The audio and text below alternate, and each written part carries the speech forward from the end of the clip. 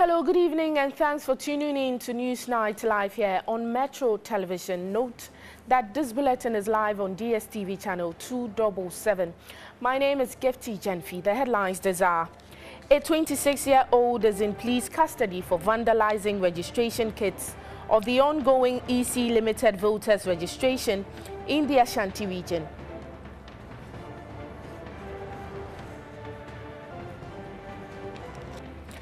British High Commissioner to Ghana has demanded poor working conditions for journalists in the country, but says accepting tokens, otherwise called sole, is unacceptable. Also coming up, the Industrial and Commercial Workers Union and the General Agricultural Workers Union are calling on government and the Minister of Finance and Economic Planning to investigate alleged instances of corruption and rot at Cocoa Board.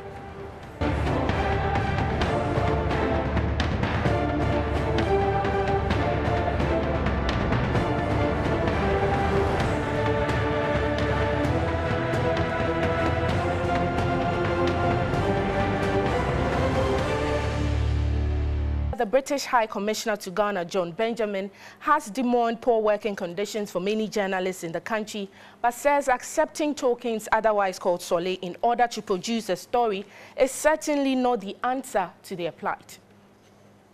The three-day workshop brought together about 30 budding journalists from Ghana, Togo, Benin, and Nigeria, including Metro TV's Gabriel Obodai Torgbor-Ashong.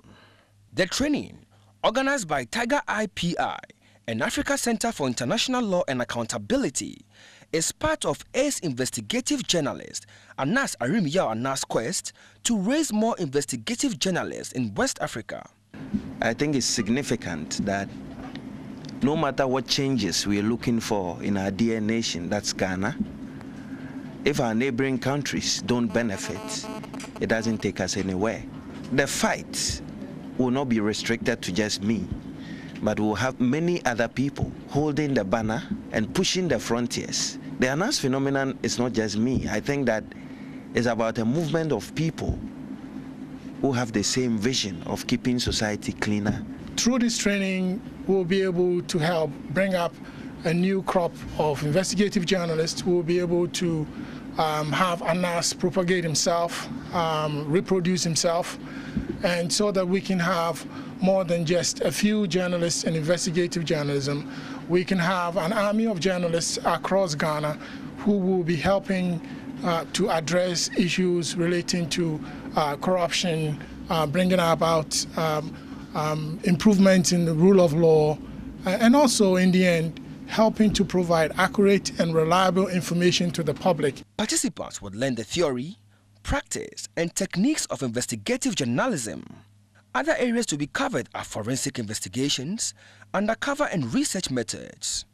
The British High Commissioner to Ghana lauded the initiative, but charged media owners to improve conditions of service. We hope that as Ghana and the region continues on its own development journey, it can provide a stable and dynamic media environment for this new generation of journalists with a new sense of ethics and standards. Journalists need and deserve to make a proper living, but accepting sole is not the answer. We do know what one part of the answer is, and that is strongly to urge the owners and management of Ghana's many media houses to pay their journalists a decent living wage, and we hope they hear the call. We, for our part, as Friends of Ghana, do hope that this can one day become a sole-free environment. Journalists should accept that a story is either intrinsically newsworthy or it isn't. A story doesn't become newsworthy when it otherwise wouldn't be just because someone has paid for it. The workshop ends on Sunday, 1st May.